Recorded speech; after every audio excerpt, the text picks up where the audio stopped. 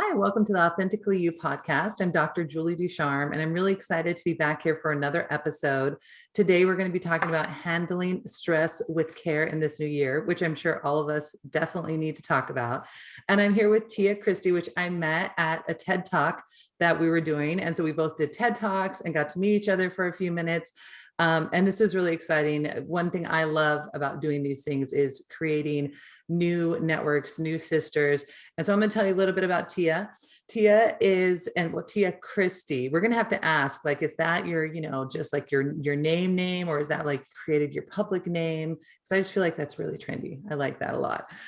So Tia has humbly earned the title of personality and tips expert in health and beauty through radio, television, and print.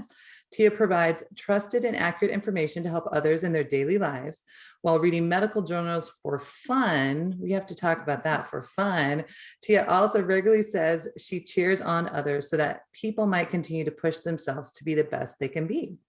In 2012, tipsfromtia.com was launched, now with over 1 million unique visitors and 80K subscribers and followers on social media like Facebook, Twitter, Pinterest, and Instagram. Tia is grateful to share all her knowledge on health, beauty, and lifestyle.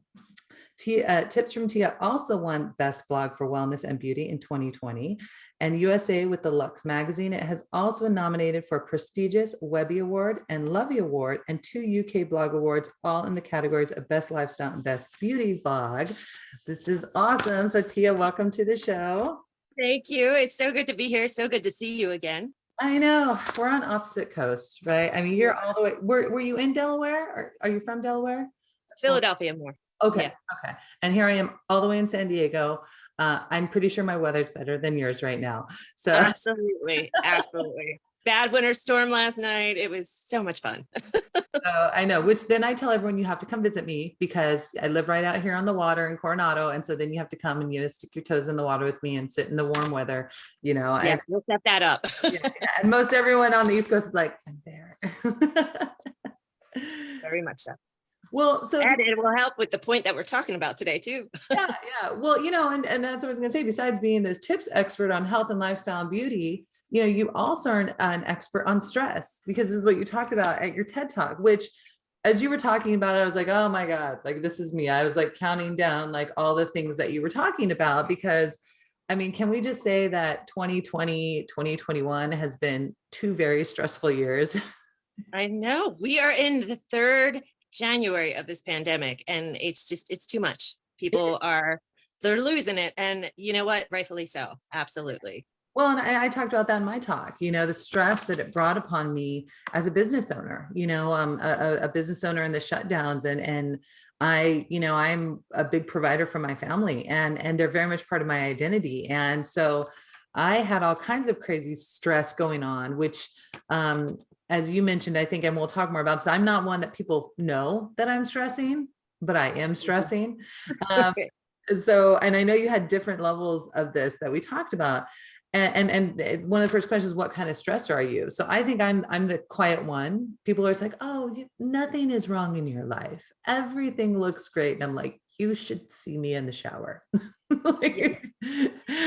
And have our moments. Yeah. So tell us a little bit about the different types of stressors that exist out there.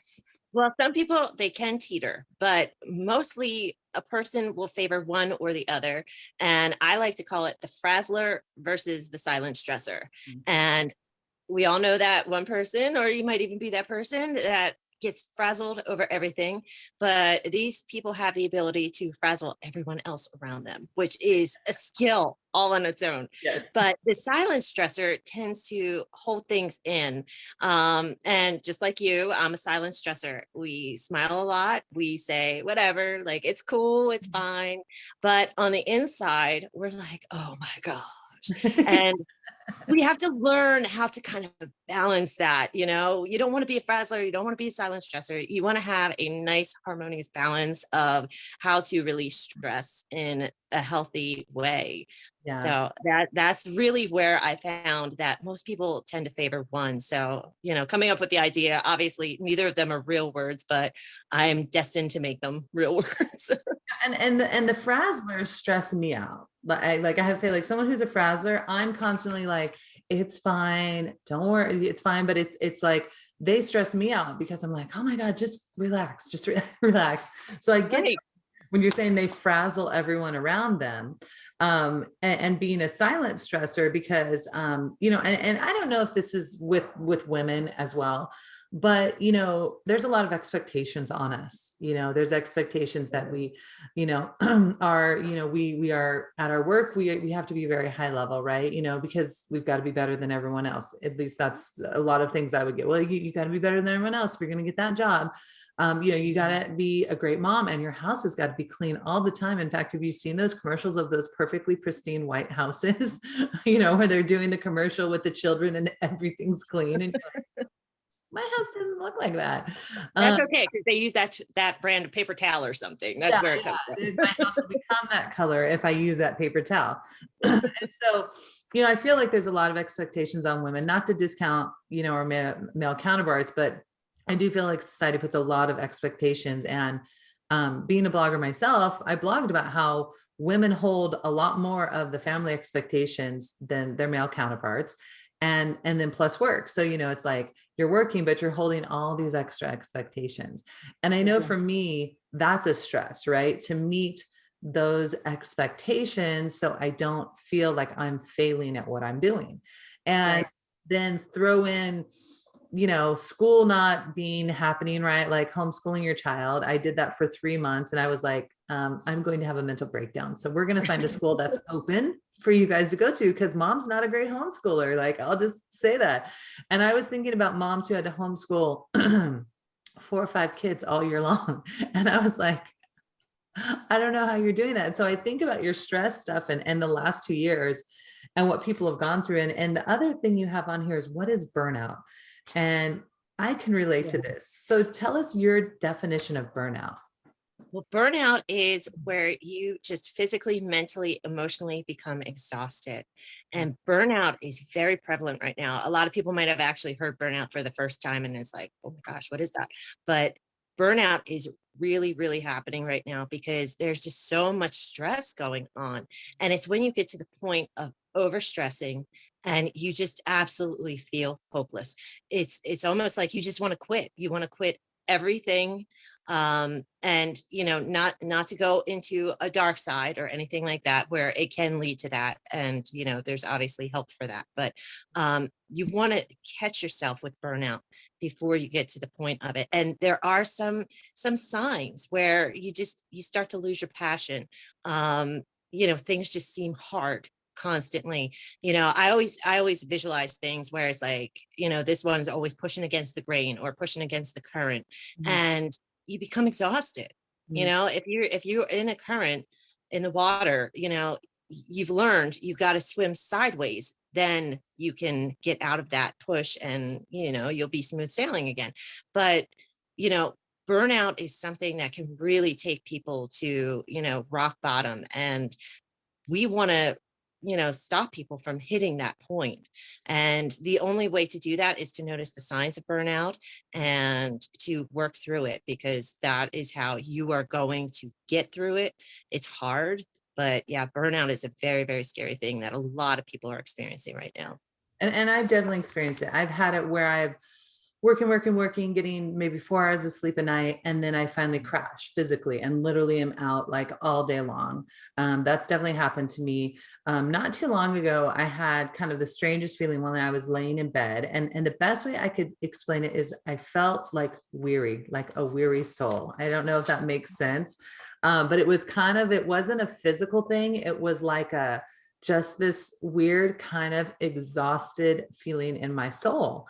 And I remember thinking, okay, that's not a good sign, because I normally don't feel like this. And so I spent like the next 2 days just relaxing, watching movies. I went and got a massage. Like I just kind of took everything down a notch because I realized that I was mentally exhausting myself, And so that was something that was like kind of an alert to me of like, whoa, I never feel like this. This is strange. I need to take it back a notch.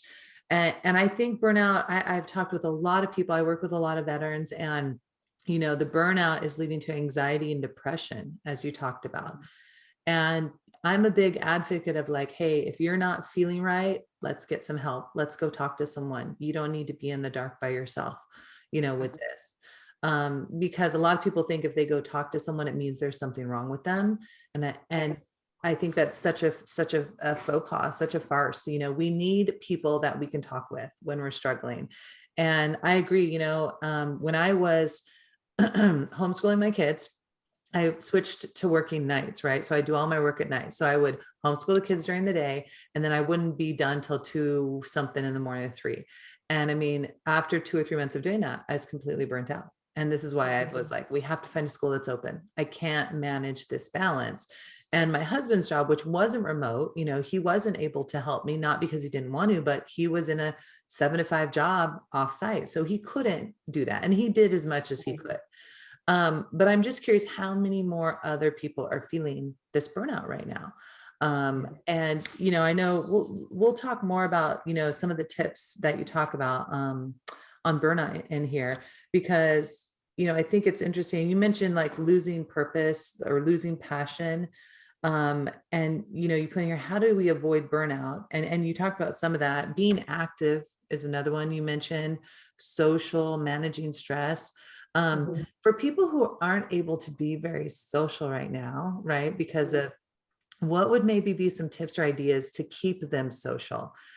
Because I know some people, they don't feel their health is good enough to be in social settings.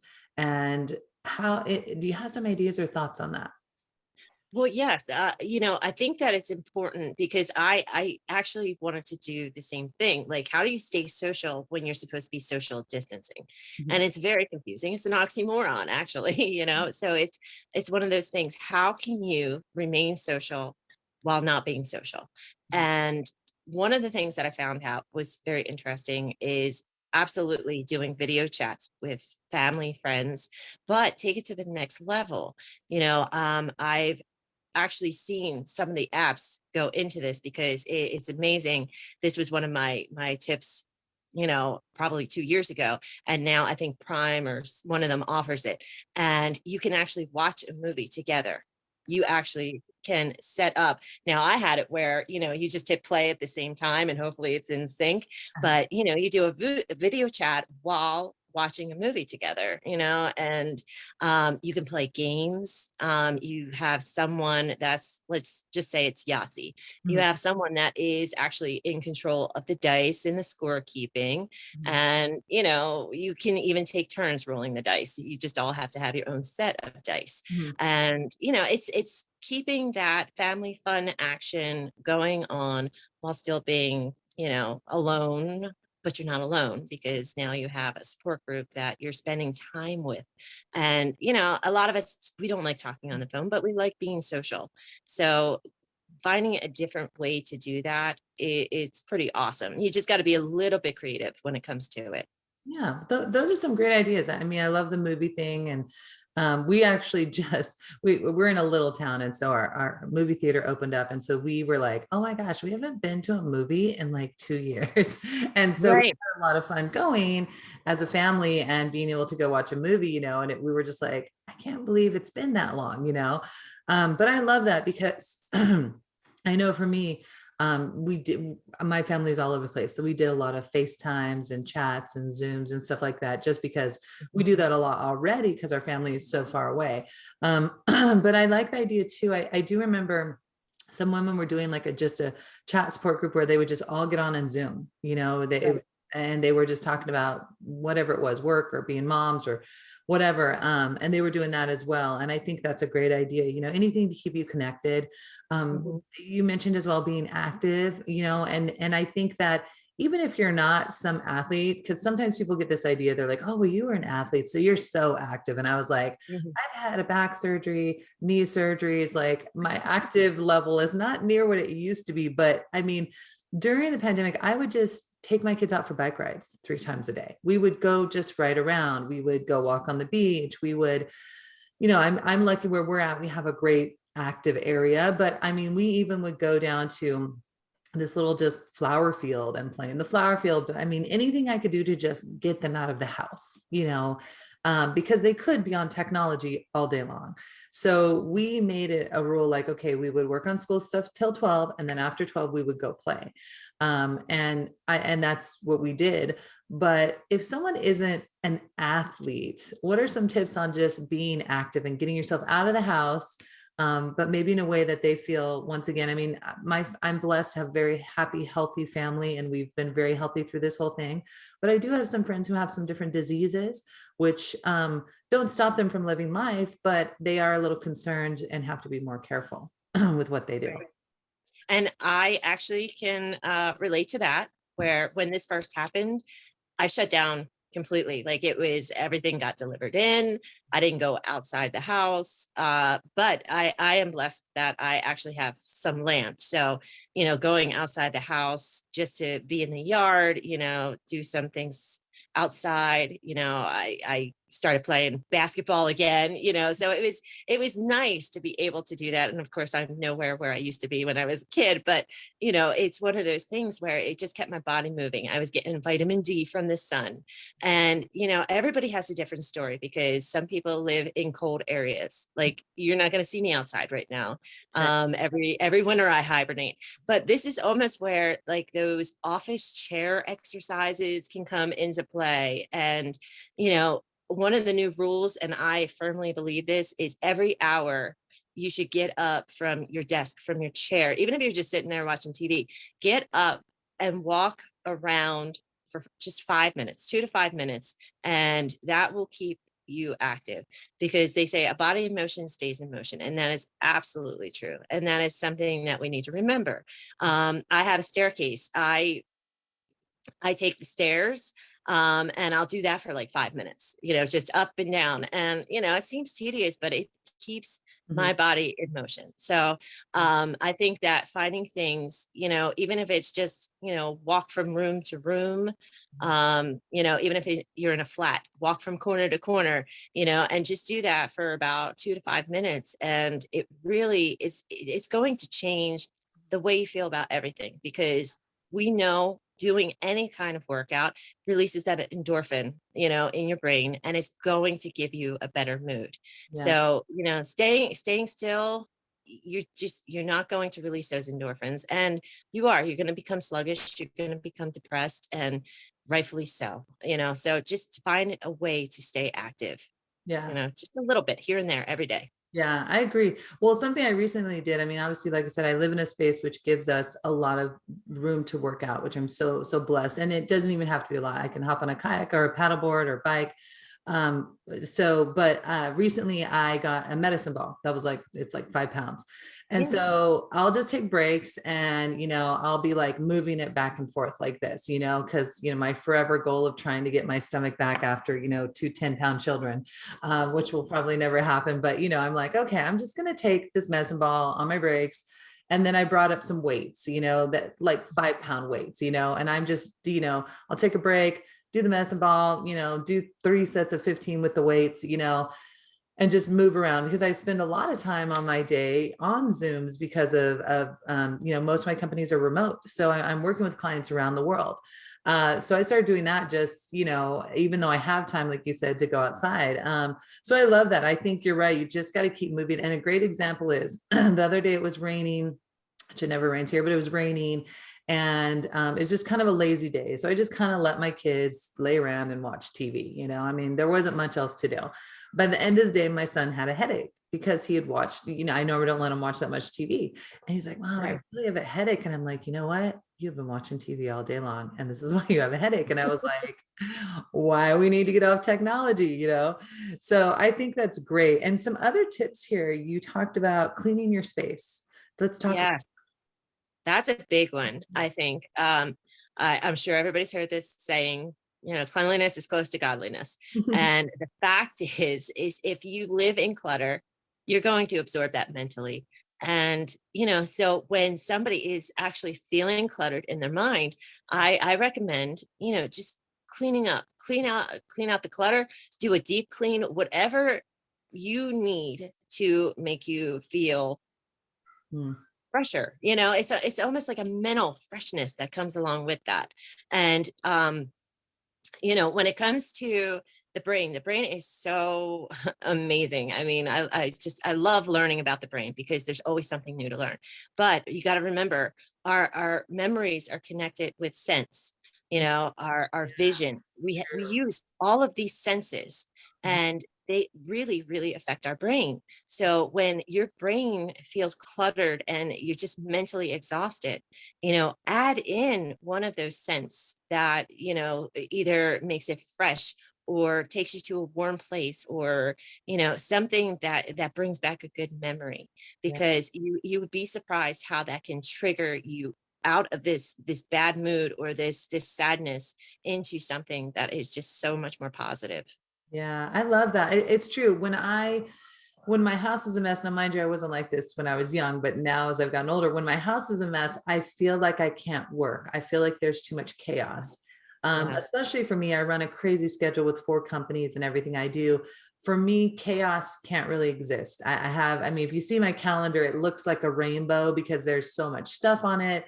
And everything I do is very calculated for a reason because of my schedule. But when the laundry starts over, if the laundry starts overflowing, it drives me crazy because I do not like searching through laundry for stuff. I like my stuff organized, especially for my kids too. I like to be able to not be searching for what they need. And so for me, cleaning spaces, I love that idea. And you're right. The sense is such a great idea because like when Christmas is coming, I love to go get our Christmas tree. That smell of the pine just brings Christmas in. And when summer's here, I love to get mango candles and have that just smell of the, coconuts and mangoes. And so I think that's a great idea because, we can feel a little lost. And something else I want to throw out is I grew up in a family where you didn't hire people to clean your house. It's very traditional, very old school. You cleaned it because that's what you did as a woman. Can I just say, like, to all the ladies out there, do not be afraid to go get a cleaning person to clean your house at some point. If you're, Right.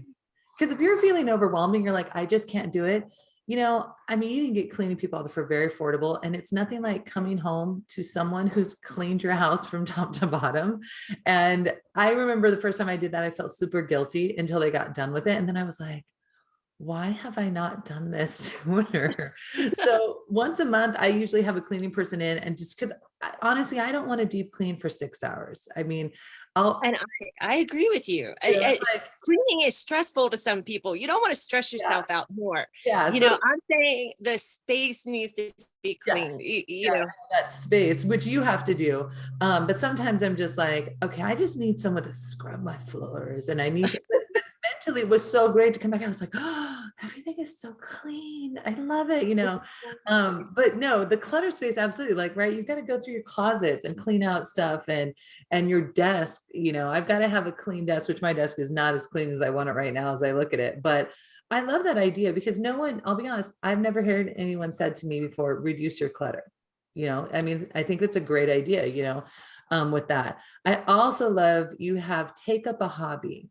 So I love this. So what are your hobbies that you do? I mean, I've obviously tips by Tia. Right. Yes. And, I love sitting down doing art. Art is one of my other hobbies. I did it kind of professionally for many years. So when I get like really overwhelmed and things just kind of aren't making sense, and I don't know where to start, sometimes I'll just sit down with the big pad and the charcoal or the paint, and art is time consuming. You can get lost in it, Mhm. which is amazing. But you also have to leave the other stuff at the door, kind of, when you get down to art. It's a very neat balance how art works, because usually whatever's bothering you ends up on the page too. So it's really wild how that can take a lot of stress for me, and I just throw it right on the paper and it's good. But I love sewing. I don't have much time to do it, but if it's like everything is just kind of chaotic and crazy, I just will even design something in my head, or I'll grab some material and I'll just make like a small throw pillow or something, and now I have something cute and I'm now stress free from whatever I was dealing with. But I mean, there's so many different hobbies that you can take on. Hobbies, that's the beautiful thing. It can be something that you didn't even know you like to do, and you give it a chance, and all of a sudden you're like, wow, I feel really good after this. One thing that I love to do is baking. I i'm not a person that has a sweet tooth. I started doing it for my nieces. They enjoy their cookies and their cakes and all that stuff. So I started making things from scratch because, first off, I thought it was important for them to realize that not everything had to come in a box. We live in a society today where everything comes in a box, but the fact that if they just had these ingredients, they could make something from scratch. And it turned out to be one of our biggest fun things to do. And that's another thing, staying connected. You can do cooking over the phone, where I've done that with them. They use what's in their kitchen, I use what's in mine, and we make something together. And it's amazing where sometimes it doesn't come out beautiful, and I don't stress out about that. Mhm. It tastes amazing, like you got to sit there and stop beating yourself up. I think that's what the problem is too. A lot of people just constantly beating themselves up. Yeah. It doesn't look like the picture, or it's not as good as what they did. No, just embrace what you can do. And that's the beauty of a hobby. You're just embracing something new, something that you enjoy, something that pulls something beautiful and calming out of you. Yeah, I love that. My husband actually does art as well, as kind of the way he decompresses. He's gotten really into mosaics. He's just very talented. I'm always like, I love his artistic talent. My daughter actually, during the pandemic, because her club sports weren't going, a woman in town started doing outdoor oil painting for middle school girls. And she did it for the whole year. I mean, she's tremendous. I mean, she brought these pictures home, which I was like, oh my gosh, but she would just go and paint for 3 hours outdoor with all these girls. And it was the greatest thing. I mean, because this woman was an artist and she wanted to do something, and these kids could all sit at their own table. We had the great weather to do it. And I love that. I took up some hobbies too. When I stopped playing ball, I kind of didn't know what to do with myself, because that's what I'd always done. And with all my injuries and surgeries and stuff. And so a friend got me a compound bow, and I started shooting that, and I really enjoyed that. And I started kayaking and paddleboarding and different things like that. And you're right. Like, you just are able to lose yourself in that moment, and it used to be like that for me in sports. I could walk on the court and nothing else mattered. That was actually my de-stressor. But now that I can't do that, finding these other things are great. And I'm a big advocate of this. I think we all need a hobby that we can just lose ourselves in. And, and two, I mean, because I try really hard to not be on social media as much as I can. I try to detach from that as well, so I don't Right. get sucked into the social media hole, as well, and just be outside, or just be, like you said, just doing something out there. So I love that. And we talked about as well, we did talk about being social and reducing news time. I just mentioned that. I kind of don't watch the news at all. Is that bad? I just kind of read No, from I that. agree with that. I am not a news watcher at all. If it's anything important, actually, I should share this first. Do you remember when they had the Gulf oil spill? Oh yeah. I I didn't find out about it until like day 42. And that's because I don't watch the news. Now, with social media and all these different outlets, I kind of just peruse on my phone. Like, I do a quick run through and say, okay, that's what's going on in the world today, and I put it away. But I found it very fascinating. Like I said, with the brain, I always like to learn more and do more studies with that. And I think it was Sanjay Gupta has a new book out, and it is absolutely brilliant. I mean, one of the things that he talks about is, in keeping your brain sharp, the important thing is to take out news. Do not watch the news in the morning. You don't want to put that. And the way that I took it was, you don't want to put that poison first thing in the Mm, morning in your head. yeah. The most important thing to do first thing in the morning, according to him, was be social. And I found that to be fascinating. So that's what people used to do. They used to sit down at the breakfast table, and yes, some man would be sitting there reading the newspaper, but he had a conversation as he did the cliff notes of life, of what was going on around. And I think that it is important to really decrease the news, because you're just getting lots of information. One of the quotes that I saw earlier this year or last year was, we are inundated with information, yet searching for wisdom. And I really believe that to be the case with life right now. There's just too much out there. I agree. It's like an overload. And I cut the news off a long time ago because I remember growing up, and my grandparents used to love to watch the news like 3 times a day. And this is when they were in their 70s and 80s. Right. But my grandfather would always go have coffee at the local place with all the men in town, and they would sit and they would drink coffee. And then my grandma would go have coffee with her girlfriends.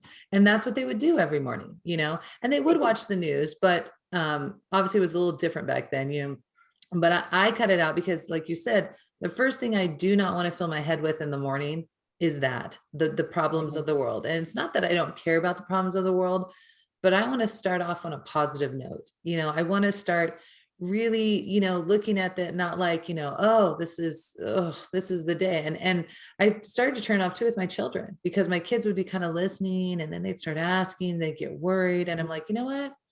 We're just going to turn this off. We don't need to watch So it. they feel that negativity. And you just made a good point about your grandparents going and having coffee with their friends. I think that's what news was. It was a outlet for water cooler talk. It was something that people could go and have communication about. Yeah. It was a conversation starter. But now people aren't having conversation starters. There's just being inundated with it, and then there's just complaining that follows it, and as I mentioned in my TED talk, I think that we've always been a society that needs to, have some kind of good outcome. We need to be able to, fix a problem, change something. And when we're being inundated like this, we don't have the ability to.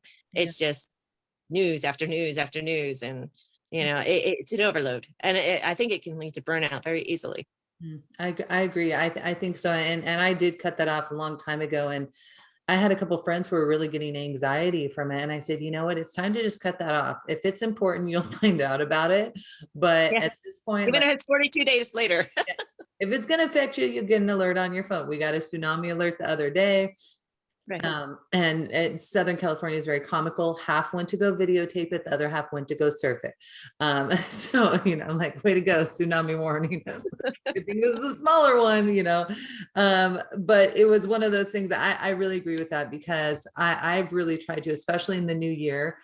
One of my goals and things is to start my morning with positivity, with gratitude, talking about the blessings and being thankful for the blessings I have, and really focusing on that versus, oh, what do I have to do for the day? Oh, what's going on in the world? Oh, this, but, and I do that with my kids on the way to school. We talk about, our blessings.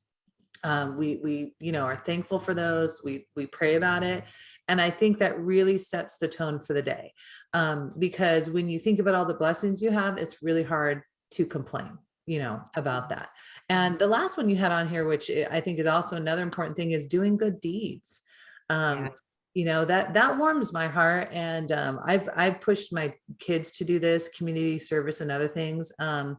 And doing something nice for someone else. I mean, it's like, you can't go too much. It's just an amazing thing. When someone Right. does something nice for me, I'm always blown away, when someone drops something off or does something. And I think 2 weekends ago, my daughter and I made a bunch of cookies, and we drove around or rode our bikes around to our neighbors and just dropped off some cookies and said, Happy New Year's. And, they were like, oh, well, this is just so nice that someone would come. And a lot of our neighbors are elderly, so we did that. And, I was telling my daughter, if we've got spare time, let's support and be helpful to other people.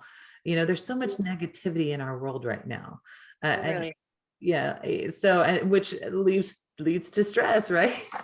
Absolutely. And again, you're releasing those endorphins when you do something good for somebody, because you feel just as rewarded when somebody thanks you.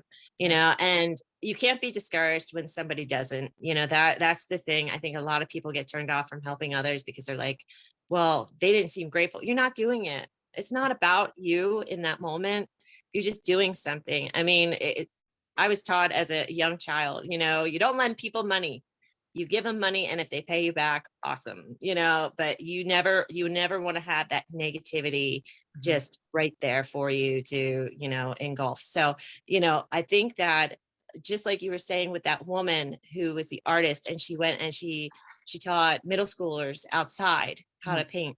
That was a good deed. That was sharing her talents with somebody else. It gave her something to do. It was her hobby, her outlet, but also what she was contributing to the community by doing that. I mean, she had purpose. She walked away probably feeling like $1,000,000 every day doing that, and like the swell of pride that you feel seeing a child get better at something like that, so it doesn't always just have to be one thing. It's kind of think outside the box. Maybe you have a talent that you want to share with somebody else, because honestly, somebody out there is always going to be willing to learn from you, and it's one of those things where you can really, step outside yourself. It's not, like I said, it's not about you at that moment. It's doing something good for somebody else. And that chemical release in the brain, it is an amazing feeling, and you're just going to want to keep doing it. I agree. And I think that's great. And, as we're coming to a close here, I know you do tips on everything. And obviously, so you just had your TED Talk come out, and which website is that on? Because I know you have tipsfortia.com, Facebook, Twitter, Instagram. If they want to go see that, what's the best spot? Well, I guess tipsfromtia.com is always the best to go and track things down. Yes, I put it everywhere. So hopefully it's getting out there and people will see it, because I would love to share that information. And one thing, just your talk was amazing and so helpful. I mean, that is just, I think, the beauty of the whole TED Talk revolution is that, you're not promoting anything. You're just giving good advice and trying to help people out there. And what a beautiful, beautiful concept they came up with while doing that. So Thank you. Yeah, I would say it's funny. I speak all over the place, but it's very nerve-wracking for me to get up and be very vulnerable, so that was definitely and then you think, okay, let's see, the TED platform is like 33 million people, and so you're like, wow, I'm just being really vulnerable, and 33 million people might review this. So it was a good experience, because it was one of those things, like, everyone's like, oh, you speak all the time, it's not a big deal. And I'm like, it is, because it's different for me this time around. I feel like I don't have the control that I normally have. So I found it a real blessing and a really good stretch to do that. And then, of course, it opened up, obviously, to meet you and other women, which is cool, because this was TEDx Women. And Tia is going to be part of our next She Talks that we do, our next She Talks tour that we're working on. So we're excited to have that too. So Tia, I have to tell you, so once you become part of the Lead and Power She Talks, I kind of just drag you, you're in. It's like the mafia. You're in, and then it's like, I just drag you guys everywhere with me. So before you know it, you're like going to be like, Julie, wait, what are we? I'm going to be like, schedule, here's the tour, come on, get yourself. I always tell everyone, once you're in, you're in. That's awesome. Well, I am so honored and happy to be in. Thank you. So, well, thank you so much for being on the show today. And I feel like this is such an important topic. We're starting the new year. We still have some stressors going on. I know people are trying to figure out everything in their life, and it's stressful, but I think if we can remember these things, and like I said, I remembered the stuff you told me about being, when you were speaking. And that's why the other day I was like, I am just being really weird, tired right now. And I'm just going to stop. I'm just going to stop everything I'm doing and just take a moment to do that. And that was very helpful, because I'm an overachiever. And I'm very proud of you, because I think you did exactly what you needed to do. There is nothing wrong with hitting pause. And, even if you have to hit pause for a day or two, some people, they've even had to hit pause for a week or two. You will know when it's time to hit unpause after you've paused properly. If you're sitting there being antsy, like, oh my gosh, I can't be doing this, you're still not paused right. Yeah. But if you pause right, all of a sudden, when to hit unpause and you're like, okay, it's time to get back to life again. Yeah. It really, it becomes a flow, and you'll figure that out as you go. It's trial and error. Yep. Yeah, absolutely. Well, thank you for so much for being on this show. And as I always say to all of our listeners, live, love, laugh, and always be your authentic self.